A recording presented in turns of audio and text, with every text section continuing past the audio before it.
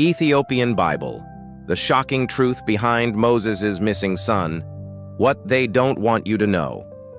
We all know Moses, the prophet who parted the Red Sea and led his people to freedom. He had a wife, Zipporah, and two sons, Gershom and Eliezer. Yet their stories are almost entirely absent from the Bible. In a world where lineage meant everything, Moses' sons vanish from the narrative. Leadership passed not to them but to Joshua, a man outside Moses' bloodline. Why? The Bible is silent. Gershom's name means sojourner. Eliezer's "My God is my help," names echoing Moses' journey. But after their introduction, they fade away. They are footnotes in a grand story, their destinies left to our imagination. This silence is a spiritual puzzle. What truly defines a legacy? Is it blood, or is it spirit and action? The absence of Moses' sons from history challenges our assumptions about inheritance and divine favor. Perhaps the greatest legacy is not family succession, but faith, a legacy open to anyone. In Moses' story, the torch is passed not by blood, but by calling. To answer what the Bible leaves unsaid, we look to Ethiopia. The Ethiopian Orthodox Church preserves one of the oldest biblical canons, 81 books, compared to the Protestant 39.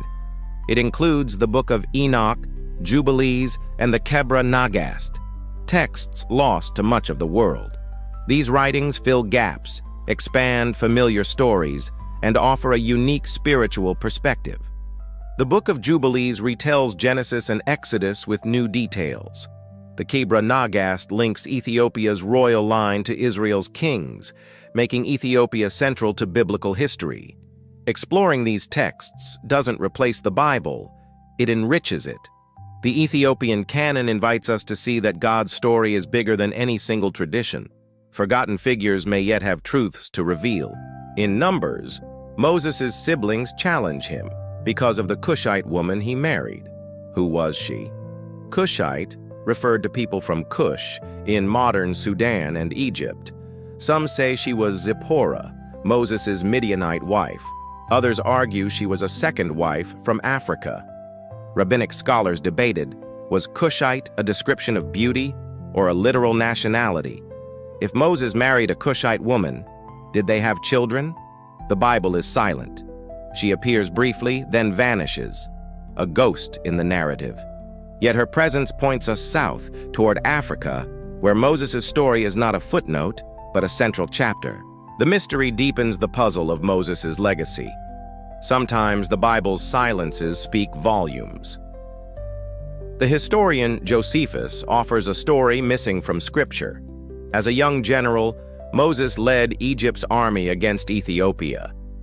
The Ethiopian princess, Tharbis, watched from her city's walls and fell in love with him. She offered to betray her city if Moses would marry her. Moses agreed, the city fell, and he married Tharbis. This tale transforms the Cushite woman from a shadowy figure into a key part of Moses' life.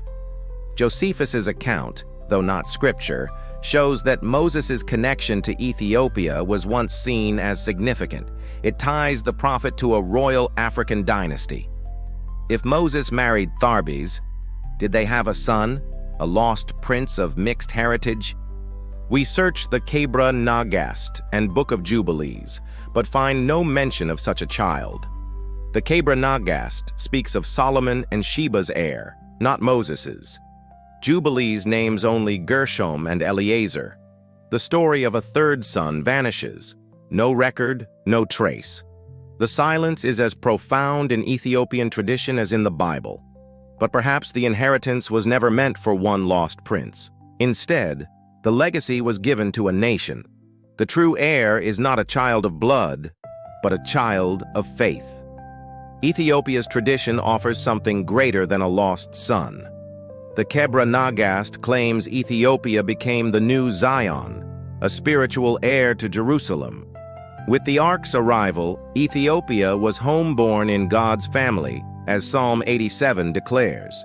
Inheritance is redefined, not by blood, but by faithfulness. The story of Moses and the Ethiopian princess becomes a symbol of divine adoption. Ethiopia's claim is not descent from Moses, but a calling to be God's dwelling place. The silence around Moses' sons leads us to a deeper truth. The family of God is open to all. We are all invited to be homeborn in Zion.